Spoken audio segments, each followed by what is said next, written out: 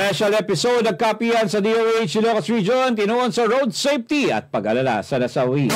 Kama dahil sa disgrasya sa kalsada. Ang detalye mula kay Kapartner Lerna Hernandez. Kapartner Lerna. Yes, kapartner, itinuon sa pagsang road safety at pag-alala sa mga nasawi dahil sa disgrasya sa daan. Ang isang special episode sa kapihan sa DOH nitong linggo. Ito ay ginanap sa La Union Convention Center, San Fernando, na may temang, "We do not want more victims to remember. We want to live our lives together." Kabilang sa dumalo sa selebrasyon, ang DOH Ilocos Region Director Dr. Paula Paz Jonco. Inudita nitong November 19 ang World Day of Remembrance para sa mga biktima ng road traffic incident. Sunshine News Blast. Today, we come together in this solemn occasion, which is the World Day of Remembrance for road traffic victims. We stand united, not only to remember the millions of lives lost and those who have been seriously injured on our roads, but also to acknowledge the irreplaceable loss and sufferings borne by the families, friends, and communities. Ito ay bilang pag-alala at pagpapahalaga sa mga nasawi na sugatan at nagtamo ng balugtang kapansanan dahil sa disgrasya sa kalsada. Hinihikayat ng DOH lahat ng magsindi ng kandila at pag-alay ng dasal para sa mga biktima ng road traffic crashes. Nais ng DOH kasama ang komunidad at iba pang ahensya ng gobyerno at natugunan ang napaka-alarmang bilang na maaksidente sa mga kalsada. Sunshine News Blast. Natutuwa naman kami sa response ng lahat ng agencies, and as you have listened in our program a while ago, nag-manifest talaga sila ng support like DPWH, LTO, PNP, and DepEd. Okay. So, and on our part, sinabi ko naman kanina yung 7 is, of course, yung first E natin, engineering is more of the DPWH and the manufacturers of the vehicle. Ang dinig ni DOH Ilocos Region Director Dr. Paula Paz Jonco. Para sa Diyos at Pilipinas pong mahal, Lerna Hernandez, kapartner mo sa balita. Kaugnay pa rin sa balitang yan, LTO Region 1 at Police Officer Region 1, Office Region 1 nakiisa sa paggunita ng DOH Ilocos Region sa World Day of Remembrance sa mga road traffic victims. Ang detalye mula kay Kapartner Sheila Balog. Kapartner Sheila. Yes, good morning kapartner. Nakiisa ang Land Transportation Office Region 1 at Police Office ng Region 1 sa paggunita ng Department of Health Ilocos Region sa World Day of Remembrance ng mga road traffic system. Ayon kay Atty. Mark Villera, Chief Administrative Division ng LTO, patuloy ang pagsuporta ng LTO sa mga road safety, pamamagitan ng pagsiguro na ligtas ng mga sasakyan at fully equipped ang mga driver. Sunshine News Blast. At kami po sa LTO ay nagbibigay ng aming full po na support dito po sa ating proyektong ito bilang isang ahensya po na ang pangunahing mandato ay ang pagpapalisensya ng mga driver at ang pagpaparehistro po ng mga sasakyan. Sa Adma Colonel Benigno Sumaw, ang PIO ng Police Office Region 1, handang rumisponde agad-agad ang kapulisan sa anumang mga emergency sa daanan. Sunshine News Blast. Alam nyo naman po na as a counterpart, hindi lang yung komunidad, yung first responder na sinasabi lang. Pero ang inyong pong kapulisan ay lagi pong nandyan.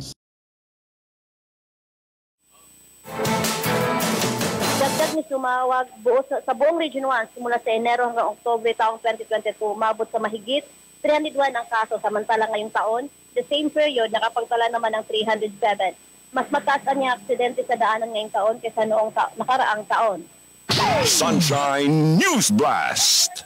January to October 2022 sa reckless imprudence resulting in homicide. Nakapagtala tayo ng 301. Then comparing to same period, ngayong 2023, 307. So tumaas siya ng 6. Then reckless imprudence resulting to physical injury, nakapagdatos tayo ng 1,046 noong 2022 at 1,140 ngayon namang 2023, January to October po yan. Then reckless imprudence resulting to damage to property, 2022 meron tayong 1,022. Then tumaas siya ngayong January to October ng 2023, which is 1,355. Kabilang sa dahilan nito ang human error, mechanical error at environmental error na kinabibilangan ng motorsiklo, four wheels, tricycle at mga truck. Samantala, ang pinakamataas na itala ngayong taon pagdating sa human error ay ang mga reckless driving, sinunod ng overspeeding, pangatlo ang driver under the influence of liquor, destructive driving at ang pinakahuli ang counterflow. Para sa Diyos sa Pilipinas kung mahal, Sheila Balo ka partner mo sa Balita.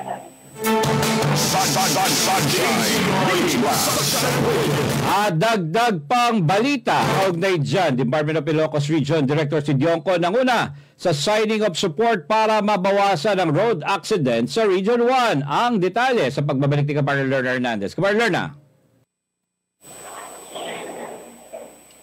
Nanguna si Department of Health Ilocos Region Director Dr. Parlo Paz si Dionco sa signing of support para mabawasan ang road accident sa Region 1. Ito ay dinaluhan ng iba't ibang ahensya ng gobyerno gaya ng LTO, PNP, mga motorista, cyclist at marami pang iba.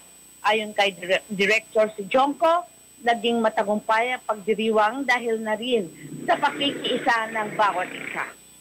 Sunshine News Blast. Of course, yung nakikita ko successful naman at nagdatingan kasi yung mga representatives ng LGUs at saka yung ating mga iba't ibang agencies. At of course, nandyan kayo. It shows na malaki ang mararating nito for informing everyone, the community especially, on improving our incidents on road traffic injuries.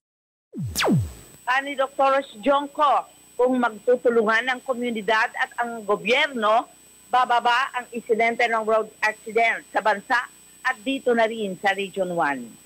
Sunshine News Blast.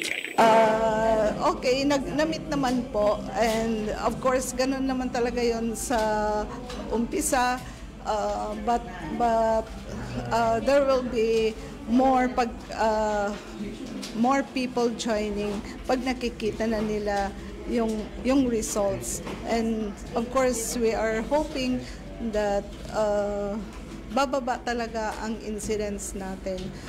Kung magtutulungan po yung lahat ng agencies, lahat ng and even the people in the community, kung magtutulungan tayo.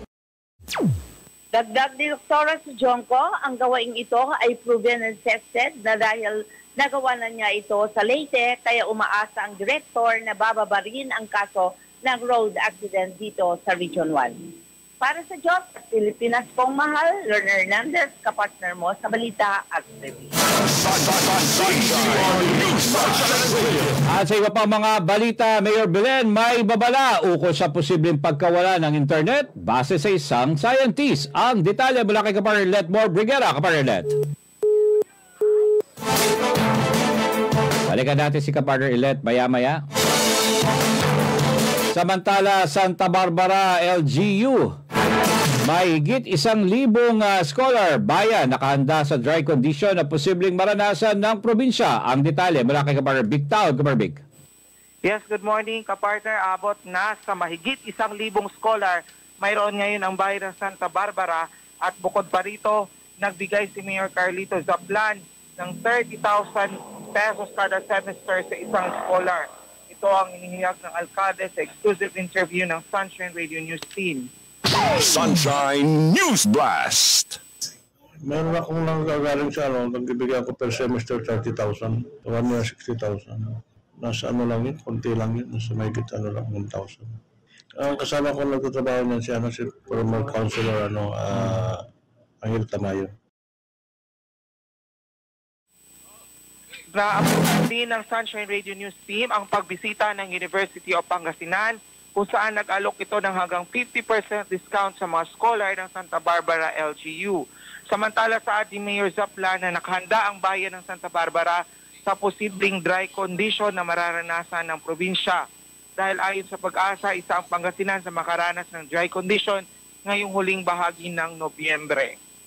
Sunshine News Blast. Madam kami dito, irrigated kami dito eh. Kaya tuloy-tuloy ang tanong namin dito. Irrigated kami. Dito lang ang dam namin, cemented nga lang. Pagdating naman sa usapin ng serbisyo publiko, naniniwala rin si Mayor Zaplan na ang mga nanalong opisyal sa BSK ay pawang makikipagkaisa sa kanyang administrasyon.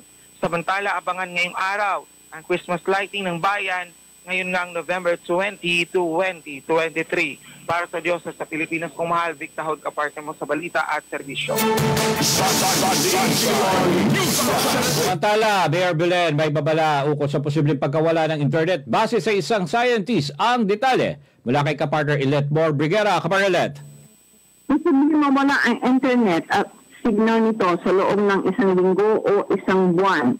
Ito ay nihayag ni Mayor Belen Fernandez sa kanyang isang post sa social media. Base sa pag-aaral ng isang scientist na si Professor Baker, ito ay maaaring maging dahilan ng tinatawag na solar superstorm. Naitala ang ganitong uri ng pangyayari noong 1859 kung saan umabot sa mundo ang coronal mass ejections o CME. Vulnerable dito ang power grid satellites, underground fiber optic cable with copper sheets and navigation, ng GPS system, radio transmitter, and communication equipment. Para sa Diyos at Pilipinas kung mahal, kapartner Ilet Mor Briguera, kapartner mo sa balita at serbisyo. Dagdag pang balita, triple celebration ngayong Pasko gaganapin sa San Manuel matapos masungkit ang child-friendly local government audit. Ang detalye mula kay kapartner Bien Bergabilla. Kapartner Bien. Yes, good morning kapartner. Triple celebration ng Kapaskuhan ng San Manuel matapos masungkit ang ikalawang Seal of Good Education Governance ngayong taon mula sa Synergia Foundation. Nabigyan din ang San Manuel ng child-friendly local government audit ngayong taon at ang San Manuel mula naman sa DILG at inaasahan na masungkit ang Seal of Good Local Governance ngayong Disyembre. Sunshine News Blast. And then 2022, unahong napansin or napangaralan ang San Manuel sa Seal of Good Education Governance. So this year, nakilala naman ho ulit ang San Manuel for that award. So kami ho ay natutuwa. Sabi ko nga sa mga kasamaan ko lalo sa education sector, actually yung award na mga natatanggap natin, sabi ko hindi naman talaga masyadong importante sa akin to. Sabi ko, ang importante sa akin, nakikita ko na may improvement talaga ang education natin dito sa San Manuel. Yung quality of education sana mas mataas pa, sabi ko sa kanila. Kasi kung minsan kasi, syempre, pagandaan lang naman ng paperwork sa awards. So, those awards will be meaningless kung in reality, hindi natin talaga nagagawa yung trabaho natin, sabi ko. So, I'm challenging din na mas pataasin pa yung kalidad ng edukasyon dito sa San Manuel. Inumpirma rin ni Mayor Perez na magkakaroon ng bonus sa mga government employees ng San Manuel bilang cash incentives na nakasaad sa batas. Sunshine News Blast. Yes, so actually kakatapos ho ng Sangguniang Bayan session earlier today, nagkaroon na ng presentation ng Financial Committee ho ng LGU. So according to our Financial Committee, sabi nila for the first time magkakaroon ho kami ng PBB. So as awardee of SGLG, we are entitled to grant PBPs to our employees aside from sa tawag dito yung isang bonus na natatanggap namin yearly. Yun nga lang, hindi namin kayang ipatupad yung 50% na base salary sa PBB. Ang kaya lang ho namin ngayon, sabi ng Financial Committee, 5,000 at most yung matatanggap na additional ng mga empleyado dito sa LGU. Samantala ngayong November 28, magkakaroon ng Christmas Village Lighting. December 1 naman, ang Inter-Barangay Basketball League at pinaplano rin ang pagsasagawa ng joint Christmas celebration sa darating na December 6, 2023. Para sa Diyos, para sa Pilipinas, kumati si Jen Vergabilla, kaparte mo sa balita at servisyo.